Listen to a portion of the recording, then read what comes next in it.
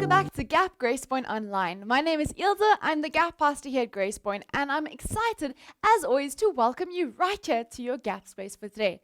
Today, you'll see, I'm especially excited because today is Resurrection Sunday, the day where we celebrate that Jesus is alive. Yes, 3 days ago, we celebrated, or remembered, rather, Good Friday. And we spoke about the fact that sometimes Good Friday doesn't feel so good.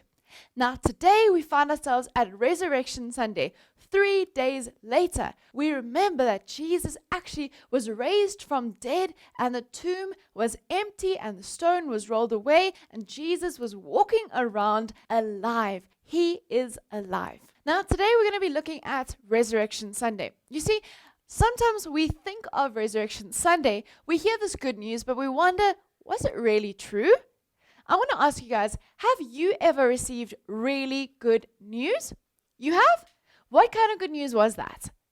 Well, maybe you had good news about school, a good report card. You had news that you're going to get a new pet.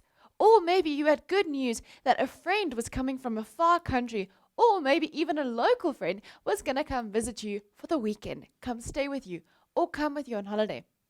Sometimes we get news that seems too good to be true. I'm not sure if you've ever had news that's too good to be true, but sometimes we wonder, this sounds so good, it can't possibly be true.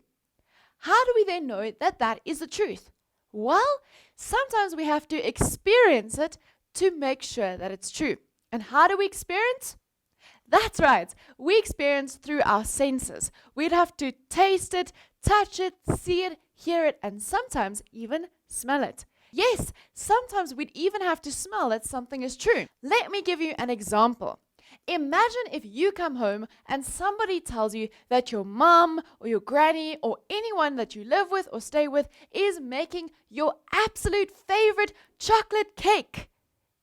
Yes, sounds great, but it might be too good to be true. So how would you know that it's true? Well, we'd have to use our senses. You would have to walk into the home and smell the cake baking. You'd see the batter being poured or see it in the oven. You'd taste that cake when it's finally ready. And we would know by tasting and touching and engaging all of our senses that that is true. Now, in the same way, when Jesus was resurrected from the grave, when he was made alive again, a lot of people wondered, is that actually true? Is this good news that he is alive really true? Can we believe it? Well, today we're going to look at a story about a woman called Mary Magdalene. And Mary Magdalene shows us that this is really true because she uses her senses to show us that it's true. You'll see in the story that Mary says, I saw the Lord. I saw Jesus. And so she saw with her own eyes, eyewitness account, that Jesus was alive, walking around, and really, really alive. The good news was true. Let's read our story now together. We're going to be reading from John 20, verse 1 to 18. It's a little bit long, but as I read, I'd love us to pause and stop and chat about certain things along the way. So please follow along with us from John 20, verse 1 to 18 in your Bible, if you've got it somewhere close. John 20, verse 1 to 18. Jesus' tomb is empty. That's the heading for this passage. Early on the first day of the week, Mary Magdalene went to the tomb. It was still dark. Mary saw that the large stone had been moved away from the tomb. So Mary ran to Simon Peter and the other follower, the one Jesus loved, and Mary said, "They've taken the Lord out of the tomb. We don't know where they put him."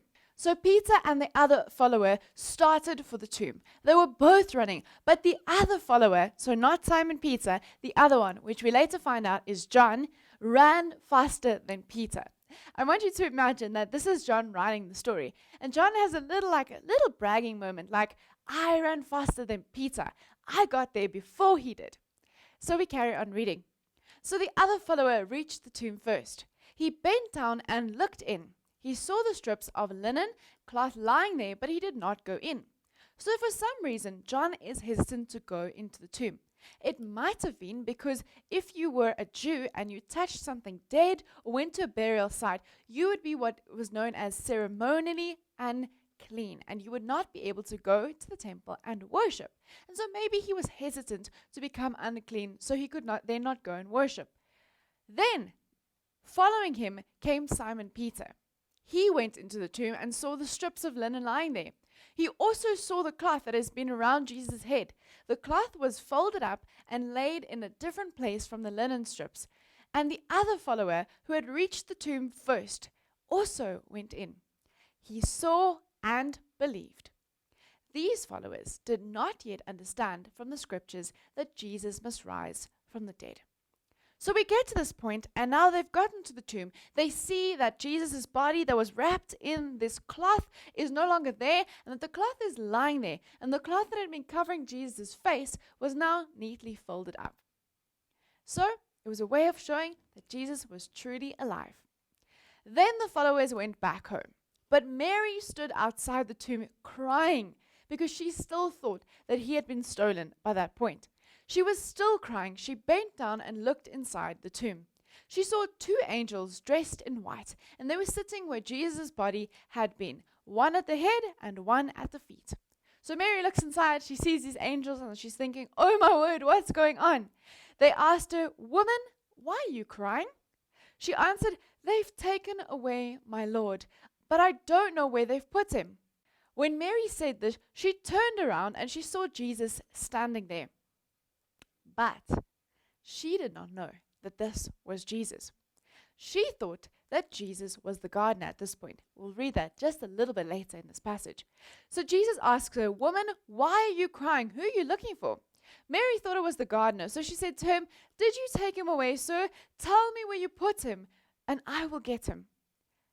Then Jesus said to her, Mary. Mary turned towards Jesus and in the Jewish language said, Rabboni, which means teacher.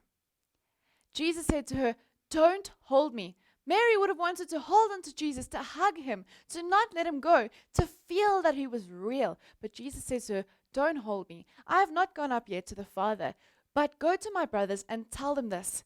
I am going back to my Father and your Father. I am going back to my God and your God.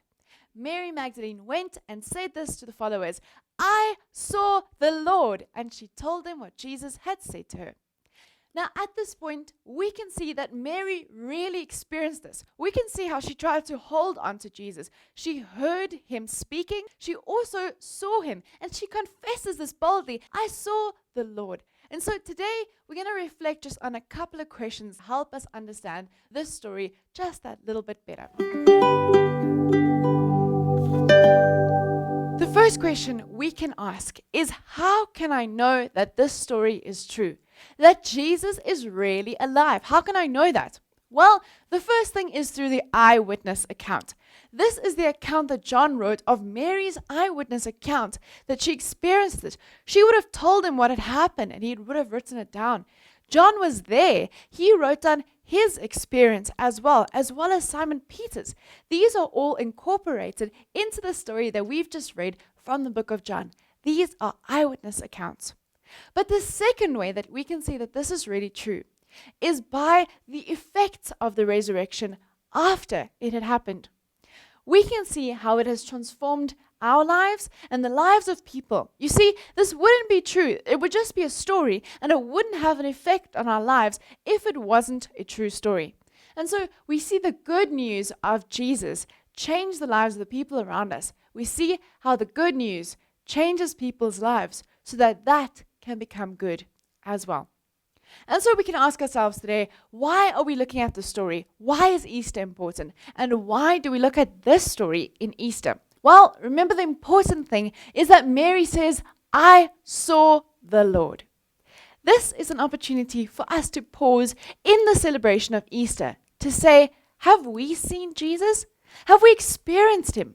Have we felt him? And have we shown other people little glimpses of Jesus through our actions, our words, and our behavior? And so today, I want you to remember that Jesus is alive. Celebrate this. Say thank you to God. And then go on your knees and pray. Say, God, please help me to experience Jesus. Help me to also, like Mary, be able to confess, I have seen Jesus. I've experienced him. I've felt him. I've touched him. And I've seen him change my life. And help me to show others little glimpses of Jesus that they can also say, I've seen the Lord. May God be with you guys today as you celebrate Easter. Remember that it's not just about the chocolates and it's not just about the Easter egg hunts and the bunnies, but it's about Jesus today. It's also a special day to celebrate the fact that through Jesus, we can become part of a family. And so if you're spending time with your family today, don't just enjoy it as a family time, but celebrate the fact that God has invited you to be part of his wonderful and large, great family of believers. And so have a great day, guys. We'll see you again next week as we wrap up our exciting Easter series. Bye.